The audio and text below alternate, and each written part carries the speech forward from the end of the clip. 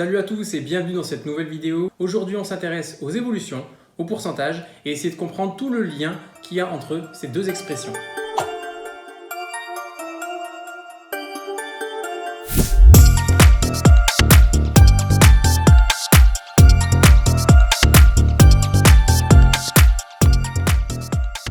Dans ce premier épisode, on va déjà voir qu'est-ce qu'un pourcentage et comment calculer un pourcentage. Alors on va partir d'un exemple très simple. On va imaginer que le rappeur Jul sorte un album de 25 musiques. Et sur ces 25 musiques, on en a 8 qui passent en radio.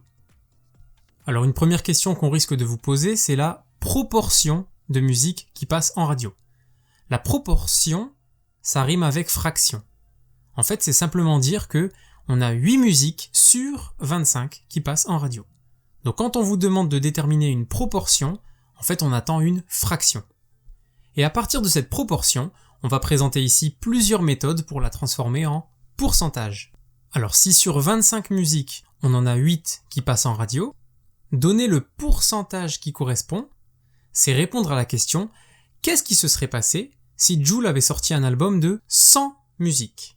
En d'autres termes, sur 100 musiques, combien serait passé en radio ? Alors ici, en mettant les deux fractions côte à côte, on comprend rapidement ce qu'il faut faire. Il faut transformer la fraction 8 sur 25 en une fraction qui serait sur 100. Donc ici, c'est pas très difficile parce que 25, on peut facilement le transformer en 100. Il suffit de multiplier par 4. Attention, si je multiplie par 4 en bas, je vais multiplier par 4 en haut. À la fin, on obtient 32 sur 100. Et c'est la réponse qu'on attendait. On a 32% de l'album qui passe en radio. Alors ici, c'est vrai que c'était pas très compliqué parce que Jul avait sorti un album de 25 musiques, mais si on avait par exemple 12, 15 ou 19 musiques dans l'album, on aurait eu un peu plus de mal à transformer cette fraction et la mettre sur 100. C'est la raison pour laquelle on va voir tout de suite une deuxième méthode. Alors cette deuxième méthode, elle est très simple, il suffit simplement de taper 8 sur 25 à la calculatrice. Et la calculatrice va nous donner 0,32.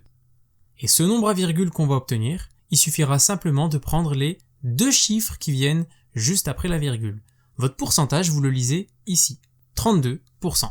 Et on voit tout de suite ensemble une dernière méthode un peu plus complète que les autres qui nous permettra de répondre à n'importe quelle question le jour du contrôle. Alors moi perso, je vous conseille de travailler avec un tableau parce que c'est beaucoup plus complet que les deux méthodes qu'on a vues juste avant.